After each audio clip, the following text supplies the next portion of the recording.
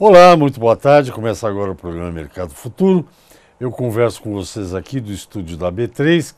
Você não sabe o que é Brasil Bolsa Balcão, a nova bolsa aqui do Brasil, no centro histórico da cidade de São Paulo. Boa tarde também para o assinante da Claro TV e Net TV, que agora o canal do Boi passa nessas duas redes. E você já sabe que após essa entrevista ir ao ar, ela vai pela TV e pelo Facebook ao mesmo tempo, tem uma página lá. E uma semana, um pouco mais, ela vai para o meu canal no YouTube. E lá fica para você consultar, mandar, linkar para os amigos, etc, etc. Além disso, o programa está aí nas principais redes, você pode passear que você vai achar um monte de informação sobre o programa Mercado Futuro. Bem, eu sou um entusiasmado pela ciência e eu imaginar como é que vai ser o mundo daqui a um tempo e tal. Só que eu nunca fui, digamos assim, um bom aluno e nem estudei muito essas coisas. Então, por exemplo, eu adoro saber que um dia o sol, por exemplo, que nos ilumina, vai apagar. E olha, ainda sei mais, é informação de almanaque, mas eu sei mais. O sol explodirá, enfim, vai ser uma desgraceira danada. Mas quem deve saber melhor dessas coisas do que eu, e é uma pessoa que eu vou conversar hoje, é o professor doutor da Universidade Federal do ABC, aqui em São Paulo, professor Adriano Reinaldo Vissotto Benvenho. A partir de agora, Adriano Benvenho, vou chamá-lo assim, fica mais fácil, né? O professor Adriano é físico e tem recentemente passou a dedicar mais tempo às suas pesquisas e às suas aulas, muito provavelmente lá na universidade. E é sobre esse e outros temas que nós vamos conversar. Professor, muito boa tarde, muito obrigado pela sua Obrigado presença. pelo convite, né? É um prazer retornar aqui ao seu programa. Muito obrigado. Nós todos morreremos antes do sol apagar, né, professor? Com certeza, alguns milhões de anos antes. Antes, mas que ele vai apagar, ele vai, Com né? certeza. E vai estourar também. Provavelmente. Meu Deus, olha que futuro que nos espera. Professor, nós conversamos um pouco antes do programa sobre aquela equipe da física, aquele assunto é muito interessante. O pessoal que participa dessa... Não é uma maratona, é um campeonato, né? Como é que chama? Um torneio de Um física. torneio de física. Explica um pouco isso e a posição dos alunos lá da Universidade Federal do ABC. Bom, ano passado, né, eu estive aqui no seu programa falando exatamente sobre esse torneio de física, que o Brasil participou do torneio em 2017. Ele ficou em primeiro lugar entre todas as equipes das Américas, ficando no geral em 11º lugar. E esse ano, em abril, no mesmo torneio, a equipe da UFABC conseguiu chegar à terceira posição geral. Foi a primeira equipe fora da Europa que conseguiu ter uma posição tão elevada nessa competição. E semana passada foi organizado na UFABC pelo professor Antônio Neves, que esteve aqui. Ele organizou conjuntamente com uma equipe dos alunos que participaram dos dois eventos anteriores uma seletiva nacional para esse torneio de física. Eram 3 equipes inscritas, vieram 2 e se classificou a equipe da UFABC para o próximo torneio que ocorrerá ano que vem. E em 2019 nós queremos fazer, a ideia da professora Antônio é organizar outra seletiva, já está tudo certo. Nós queremos trazer pelo menos umas 9 equipes, pelo menos, para esse torneio de física, para a seletiva nacional. É curioso porque, não sei se foi o senhor, agora eu não lembro mais, ou se foi o Neves que me explicou isso, que são colocados problemas que tem que achar uma solução pela física, é isso, né? Sim, e o tempo de prazo para você apresentar esses problemas é curto. Você tem um tempo para se preparar para esses problemas. Mas na competição o tempo é muito curto para você apresentar o problema e a solução. E é como se fosse uma luta, né? Tanto que o nome é fight, porque uma equipe apresenta o problema e outra começa a discutir esse problema. É um debate bem... E a outra apresenta uma outra solução. Isso, é um debate bem acalorado. Acalorado no bom sentido, né? É um crescimento científico muito bom dos alunos na hora que você vê eles conseguindo debater temas tão complexos assim. Tanto para nós professores, imagina para eles alunos como que é discutir temas tão complexos. Né? Mas a física explica tudo, né, professor? Ou quase. Busca explicar muitas coisas, né? Eu não seria muita arrogância me dizer que a física explica tudo, né? Mas a gente busca entender vários fenômenos da natureza, né? E conjuntamente aplicar matemática para ver se nós temos soluções numéricas de vários fenômenos da natureza. A física tem, agora me bateu isso aqui, disse que se não tivesse, você falou, ó, não tem nada a ver. Essa coisa que a gente ouve falar muito, algoritmo, blockchain, essas coisas, tem física nisso, não? É mais baseado em lógica e matemática, né? Ah, é Quando mais você fala em matemática. algoritmo, você está ligando mais em matemática e lógica, né? Uhum. Que é uma área bastante importante você organizar as ideias, então, que a matemática é tida como uma linguagem importante e uma ferramenta bastante usual para os físicos também. Não, eu estou brincando com o professor, falando isso, porque uma vez fui entrevistando um físico e falei, a física é difícil, matemática é mais simples. E o professor, eu te contei essa história, Sim. né?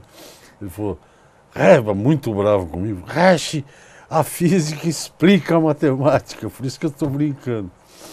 Tem tudo a ver, né? Esse negócio de física, lógica, matemática, não são irmãos, mas são primos, pelo menos, né? Sim, o problema é que anteriormente a física ela iniciou como ciência que é conhecida hoje como o Galileu Galilei, porque a ideia que tinha dos gregos era observar a natureza. E o Galileu Galilei foi a primeira pessoa que inseriu a matemática na física por meio de equações onde você poderia calcular, ou seja, saber grandezas qualitativas de um fenômeno que estava ocorrendo. E houve esse desenvolvimento a partir dele, né, com Isaac Newton e nas tecnologias que nós temos hoje no início do século XX com o advento da mecânica quântica.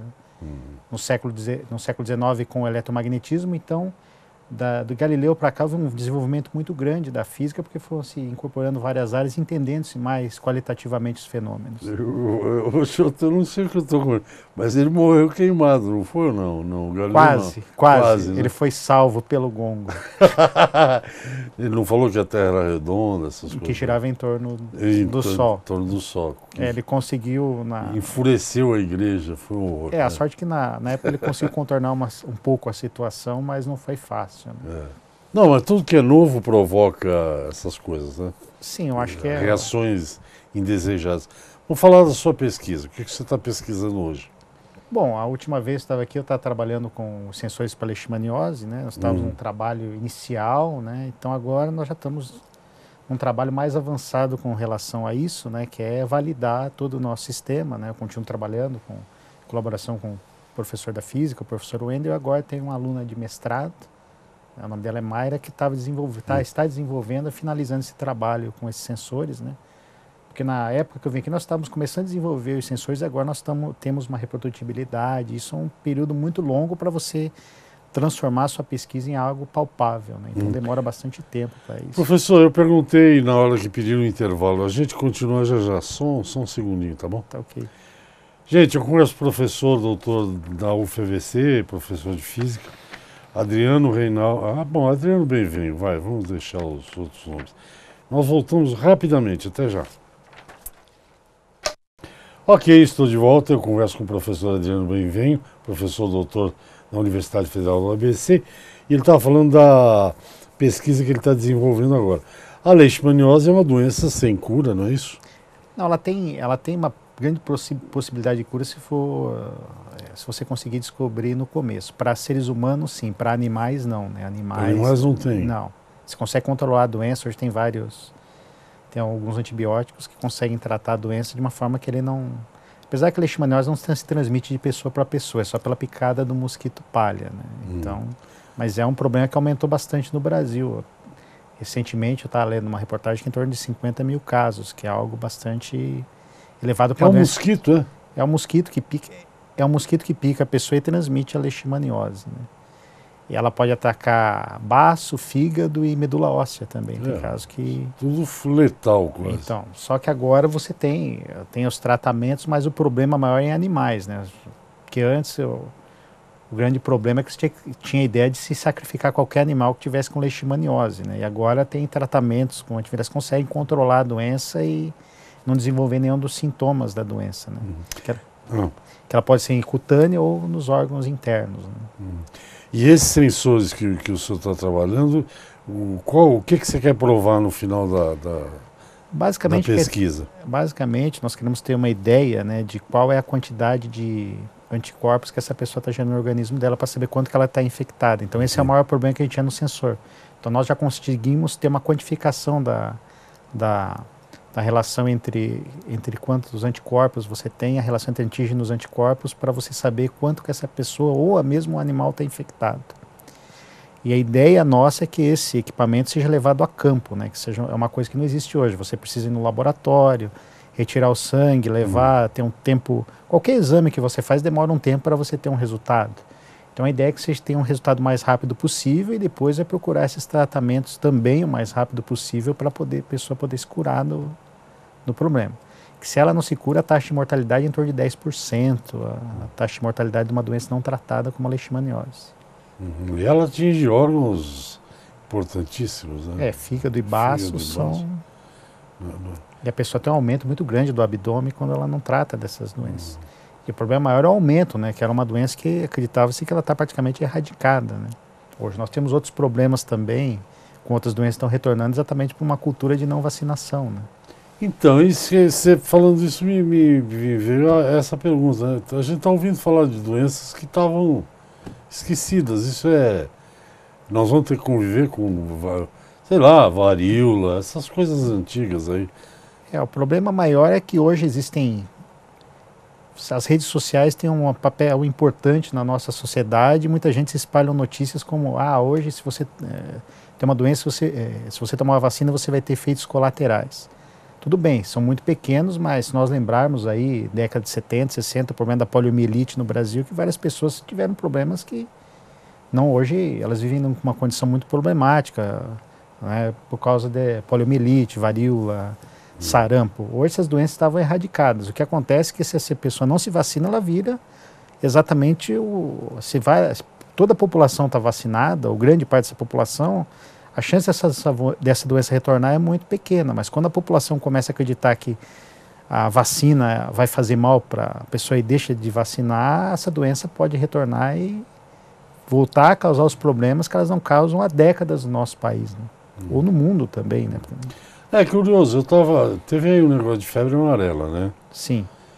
E eu tinha tomado uma vacina, não sei para onde eu fui que tinha que tomar a vacina, e a minha tinha vencido em 2011, 2012.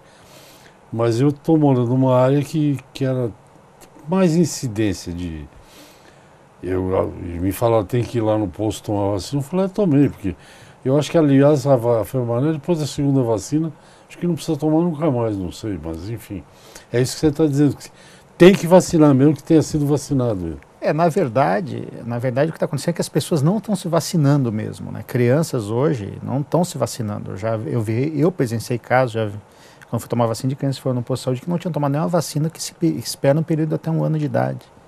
Então você está criando uma faixa de pessoas sem nenhuma imunização. Então elas são propensas a... Mas por que não é politicamente correto tomar vacina? Só me faltava essa. Sim, agora. mas o que está acontecendo é que as redes sociais teve uma campanha de um grupo de pessoas dizendo que vacina faz mal, que causa outros tipos de problema. Então várias pessoas...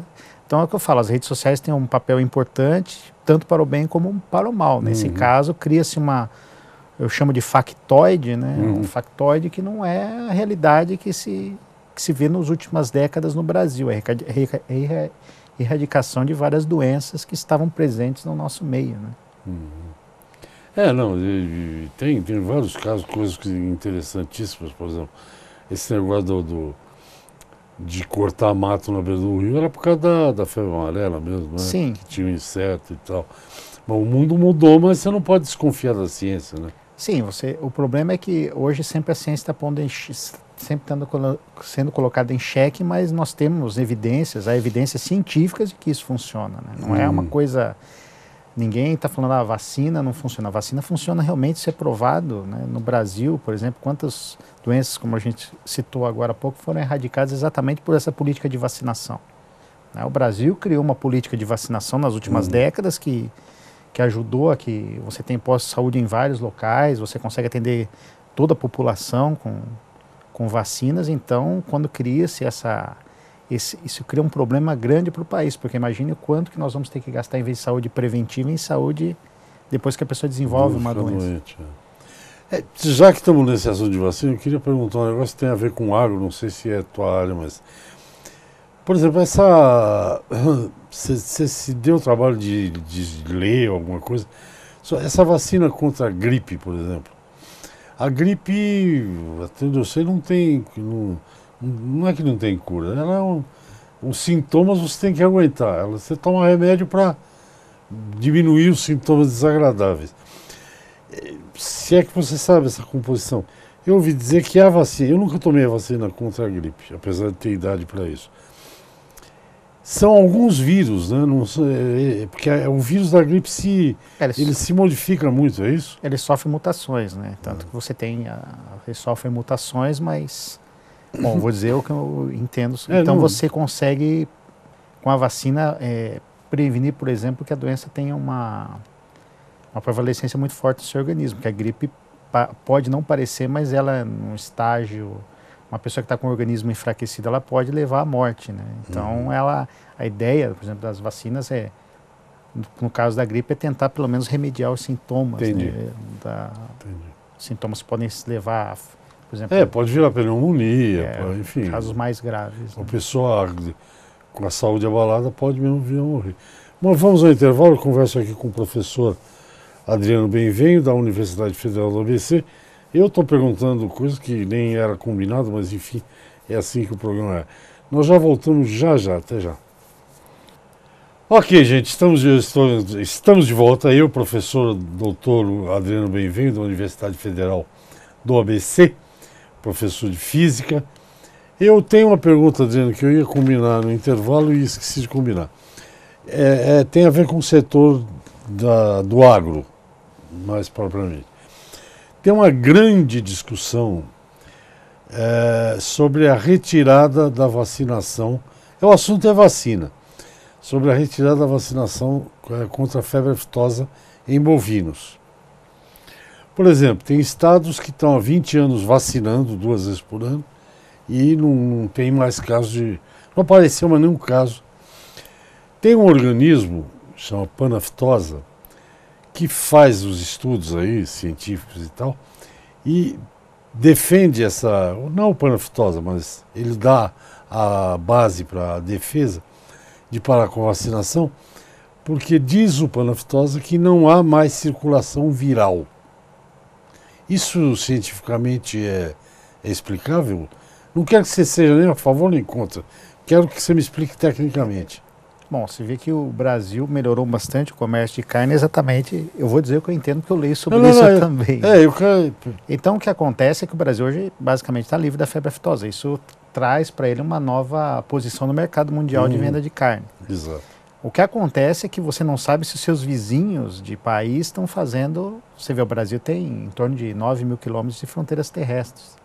Vamos supor que uma cabeça de gado infectada venha para dentro do país. Se você não tiver se não tiver esse gado vacinado, imagine se você infecta todo um rebanho novamente, você vai voltar a caso que você tinha de algumas décadas, você tem que eliminar todo o rebanho por causa de uma cabeça de gado que está infectado com a febre aftosa. O que estão defendendo é o seguinte, é que hoje os organismos internacionais, a OIE, né, a Organização Internacional de Epizootias, que quando aparece um caso, eles fazem uma coisa bem regional. É um círculo ali. Ali você tem que eliminar tudo, mas não compromete o resto. Mas o fato do não há circulação viral, quer dizer, o nosso rebanho está saudável, é isso que quer dizer. Isso que eu queria entender. Mas se entra fuzil AK aqui, né, entra de outros países, quem dirá entrar um boizinho sozinho ali, né? Então, sempre há esse perigo, isso é bom. E porque a febre aftosa ela não afeta só a transmissão de borboleta, até o capim, né? A saliva do boi, ela transmite. E todos os animais que têm aquele, como é que chama, unha, 2 dedos, né? Uhum. Eles têm. Os animais silvestres sofrem de febre aftosa, então não é só de bovino. Então você tem que, se hoje, eu acho o seguinte, se é uma campanha que funcionou, trouxe todos os resultados, eu acho que não deve... Essa é a minha opinião. Acho que deveria continuar com essa campanha de vacinação de febre aftosa, que isso trouxe ao Brasil os resultados que ele tem hoje, principalmente no agronegócio, exportação de carne, né? Então, o senhor sabe por que querem tirar a vacina? Porque países como Estados Unidos e Japão não compram carne bovina de animais que tomam vacina. Isso quer dizer o quê em termos de financeiros para o Brasil? quando os Estados Unidos dizem, isso eu quero, esse produto eu compro, tem inúmeros países que seguem as regras norte-americanas, porque é o principal país do mundo ainda. Então é uma coisa comercial, mas eu acho que tem que se pensar em sanidade com muita seriedade. Né? Porque nós temos vários mercados emergentes, né? A China é um mercado emergente muito grande, né? Que hoje consome basicamente grande parte dos recursos naturais do mundo. Tem os Estados Unidos, que também é importante, mas nós temos que ver o quanto isso vai afetar também posteriormente a nossa economia, né? Porque, vamos supor, é o que eu falei, é claro que você não quer que nenhuma dessas doenças, mesmo para seres humanos ou para animais, volte, mas se houver um retorno disso, pode causar problemas seríssimos financeiros, né? Porque, basicamente, a economia brasileira é voltada ao agronegócio. Né? O que é mais prazeroso? Dar aula, fazer pesquisa, os dois? Eu acredito que os dois dão bastante prazer, né? Da aula, porque você tem contato com pessoas, eu gosto bastante de dar aulas, até um período que, quando estou dando aulas, eu sinto bastante feliz também, porque você tem contato com alunos, né, e você tenta fazer com que esses alunos gostem de física, né, esse é o intuito do professor, né. Basicamente, grande parte dos alunos vem do ensino médio não gostando de física e entram na universidade. Então, quando entra no capítulo de física quântica, então, eles devem adorar. Depende como você transmite É como você falar várias frases, né? Você pode falar uma coisa mais forte, mais pesada, mas se você tentar falar a linguagem da pessoa, não que elas se tornam fáceis, né?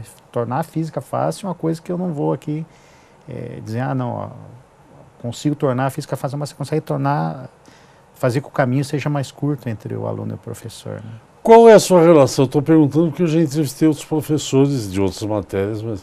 Por exemplo, teve um professor aqui que disse para mim, eu estava falando das tecnologias novas, como é que elas interferiam na sala de aula, né?